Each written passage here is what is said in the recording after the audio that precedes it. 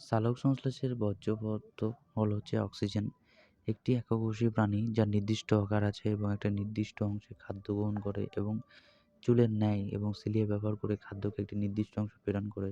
সেই প্রাণীটি হলো প্যারামেসিয়াম। মানবদেহে বৃক্কনালিকার আইসাকার একটি আবরণী, যেটি স্কোয়ামাস বলা হয়, যেটি কলা দ্বারা আবৃত নয়। মেন্ডেল যখন একটি মটর গাছে দুটি বৈশিষ্ট্যের উত্তরাধিকার অধ্যয়ন করেছিলেন, তখন একটু প্রজন্মের উদ্ভিদের জন্য যেটি 9:3:1 বহিঃলক্ষণ অনুপাত বা ফিনোটাইপ রেশিও পেয়েছিলেন। জেভিএস হ্যালারডেন বলেছেন যে জীবনের উৎপত্তি অবশ্যই সরল অজৈব পদার্থ থেকে হয়েছে এবং এটিপি একটি ক্রান্তীয় বন্ধনী ভাঙার জন্য জল ব্যবহার করলে 30.5 কিলো জুল মোল শক্তি নির্গত হয়।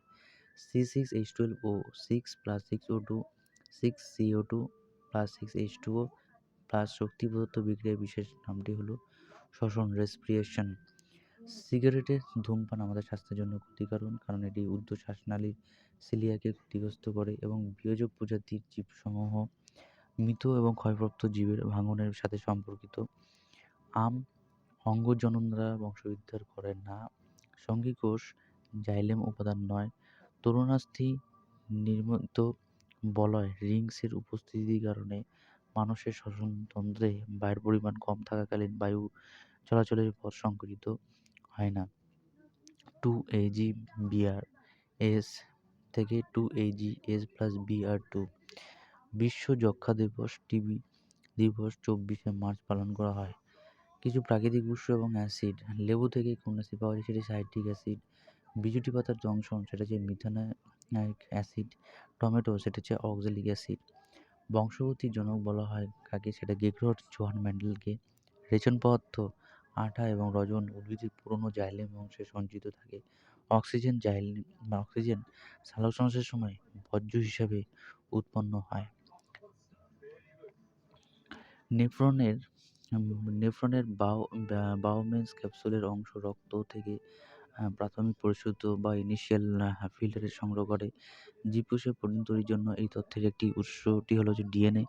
মানবদেহে পৌষ্টিক নালীর বায়ু ও ছিদ্র অঙ্গটি বর্জ্যপদার্থ নির্গত করে। নেক্সট, লিগনিন জাইলেম ভেসেলকে জলরোধী করে তোলে। ফুসফুসে অ্যালভিওলি ক্ষুদ্র রন্ধ্র থাকার কারণে এই পৃষ্ঠতলের ক্ষেত্রফল বৃদ্ধি করা হয়। মেন্ডেলের স্বাধীন সঞ্চারণ সূত্রটি পিতামাতা মটরশুঁটি উদ্ভিদের উপর ভিত্তি করে তৈরি করা হয়েছিল বা তার দুই বৈশিষ্ট্যের মধ্যে পার্থক্য করে। উৎপাদক প্রথম টপিক হচ্ছে লেবেলে থাকে। গাজরে প্রচুর পরিমাণ ভিটামিন, যেটি এ উপলব্ধ। গাজর গ্রহণ এবং শিশুর দৃষ্টিশক্তি শক্তিশালী করে। মাশরুম দেহের বাইরের খাদ্য উপাদান ভাঙে এবং পাচিত খাদ্য শোষণ করে। 1 বছর আগে একজন ব্যক্তি HIV আক্রান্ত হলে তা নির্ণয় করা যাবে রক্তে HIV অ্যান্টিবডি দ্বারা। পুরাতন জাইলেম, রজন এবং আটা বর্জ্যপদার্থ সংরক্ষণ করা হয়। অ্যামিবা এবং প্যারামেসিয়াম এর খাদ্য গ্রহণের মৌলিক পার্থক্য: অ্যামিবা তার সমগ্র কোষ পৃষ্ঠের মাধ্যমে খাদ্য গ্রহণ করতে পারে বা প্যারামেসিয়াম নির্দিষ্ট স্থানের মাধ্যমে খাদ্য গ্রহণ করে। ডাল বৃদ্ধির জন্য প্রোটিন দেয়।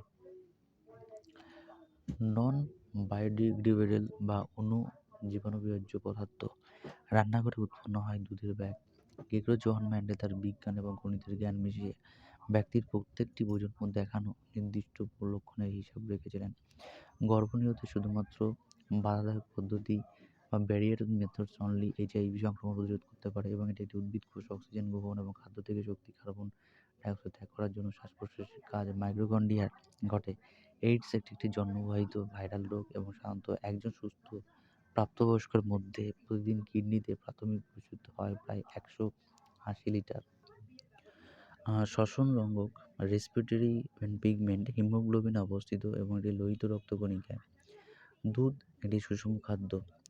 মেন্ডেল যখন খর্ব মটর গাছের সাথে দীর্ঘ মটর গাছগুলিকে সংকরণ জনন করিয়েছিলেন, তখন অপত্য সমস্ত গাছগুলি দীর্ঘ ছিল এবং তিনি যখন কুঞ্চিত বীজ সৃষ্টিকারী একটি উদ্ভিদের সাথে বৃত্তাকার বীজ সৃষ্টিকারী উদ্ভিদকে সংকরজনন করিয়েছিলেন, তখন তার অপত্যটি ছিল গোলাকার এবং বীজ। তিনি যদি কুঞ্চিত বীজ সৃষ্টিকারী দীর্ঘ উদ্ভিদের সাথে গোলাকার বীজ সৃষ্টিকারী খর্ব উদ্ভিদগুলিকে সংকরজনন করান, তাহলে অপত্য উদ্ভিদগুলিকে দেখতে গোলাকার এবং বীজ সৃষ্টিকারী দীর্ঘ উদ্ভিদ হবে। বংশকুলের নীতিগুলো বর্ণনে মেন্ডেলের সাফল্যের পিছনে প্রধান কারণ ছিল তিনি তার সংকরণে একেবারে কেবল একটা বৈশিষ্ট্য অধ্যয়ন করেছিলেন। খনন থেকে দূষণের কারণ হলো অনেক বেশি পরিমাণ এবং স্ন্যাগ। আমরা যখন জৈব বিয়োজক পদার্থ সম্পর্কে বিবেচনা করি, তখন আমরা দেখতে পাই সাধারণ ধর্ম তা হলো তাদের সকলের জৈবিক উৎস আছে। জৈব অবিয়োজীয় পদার্থ পরিবেশে স্থায়ী অবস্থায় থাকে। সরীসৃপদের বংশধরদের লিঙ্গ নির্ধারিত হয় সেই উষ্ণতা দ্বারা, যে উষ্ণতা নিষিদ্ধ ডিম্ব রাখা হয়। উদ্ভিদ কোষে কোষপ্রাচীর থাকে যা বিভিন্ন পরিবেশগত প্রভাবক থেকে উদ্ভিদ কোষকে রক্ষা করে। মানবদেহের রেচনতন্ত্রের সঠিক ক্রম এবং বৃক্ক, গবেণী, মূত্রনালী, মূত্রথলি উদ্ভিদের বাষ্পমোচন প্রক্রিয়ার মাধ্যমে অতিরিক্ত জল নিষ্কাশন করে। ঘোড়া এবং খরগোশের মতো প্রাণীর ক্ষেত্রে সিকাম একটি নির্দিষ্ট ব্যাকটেরিয়ার ক্রিয়া দ্বারা খাদ্যের সেলুলোজ পাচিত হয়। উদ্ভিদের ক্ষেত্রে অক্সিজেন মুক্তি গুরুত্বপূর্ণ ঘটনাটি দিনের বেলায় ঘটে। শ্বাসনালীতে সিলিয়ার ভূমিকা। সিলিয়া ফুসফুস এবং বায়ু চলাচলের পথে স্থিতিস্নেহা পরিষ্কার করে নাকের দিকে নিয়ে যায়। দুর্বল পেশি এবং কম শক্তি বেড়ে রোগের লক্ষণ। যৌন যোগাযোগের মাধ্যমে এইচআইভি ছড়ায় এবং মানবদেহে শ্বসন বিক্রিয়াটি তাপমোচী বিক্রিয়ার উদাহরণ। উট পাখি ডিমের পরিমাপ হচ্ছে 170 mm × 130 mm। পরিযায়ী পাখিদের দূরবর্তী দেশের ভ্রমণের কারণ হলো তারা ডিম পাড়ার জন্য উড়ে যায়। সালোকসংশ্লেষ ব্যতীত কার্বন ডাই অক্সাইড অপসারণ হলো রাতে প্রধান আদান প্রদান ক্রিয়া। জলজ প্রাণীর রেচন পথ হলো অ্যামোনিয়া। ইনসুলিন হরমোনের ঘাটতি ডায়াবেটিস এবং মিলিটারিসের জন্য দায়ী এবং লালাগ্রন্থি আমাদের দেহের অন্তঃকরা গ্রন্থি নয়। মানুষের মধ্যে গ্লোমেরুলাস বৃক্কতে পাওয়া যায় এবং মরুভূমির গাছপালা রাতে কার্বন ডাই অক্সাইড গ্রহণ করে এবং এটি অন্তর্বর্তী যৌগ প্রস্তুত করে, যার উপর দিনের বেলায় ক্লোরোফিল দ্বারা শোষিত শক্তি ক্রিয়া করে। এইচআইভি এইডস যৌনবাহিত রোগটি আমাদের রোগ প্রতিরোধক ব্যবস্থাপনা প্রভাবিত করে। মহিলাদের মধ্যে জড়োগ প্রাচীর বিকশিত একটি নিষিদ্ধ ডিম্বাণু গ্রহণ করার জন্য নিজেকে প্রস্তুত করে। যদি কোনো নিষেধ না থাকে তবে এই জরায়ুর প্রাচীরের আস্তরণটি ভেঙে যায় এবং রক্তের সাথে শরীরে থেকে বেরিয়ে যায়। একে বলা হয় রজস্রাব। স্তন্যপায়ী পক্ষী এবং সরীসৃপ প্রাণীগুলিতে প্রত্যেক চক্রের রক্ত দুবার হৃৎপিণ্ডের মধ্যে দিয়ে যায়। পিত্তরস কোষ্ঠনালীতে আম্লিক খাদ্যকে ক্ষারে পরিণত করে এবং এটি স্ববসী বাস্তুতন্ত্রের বলতে বোঝায় এবং এটি জৈব পদার্থ প্রজন্মের পর এটি প্রজন্ম ধরে প্রায় স্থির থাকে। স্তন্যপায়ী প্রাণীদের বৃক্কের মতো উদ্ভিদের একটি নির্দিষ্ট রেচনতন্ত্রের অভাব তারা তাদের উদ্ভিজ্জ অংশের মাধ্যমে নির্গত করে। রুমেন হচ্ছে একটি খাদ্য সঞ্চয় করার জন্য একটি পাকস্থলী, একটি প্রকোষ্ঠ।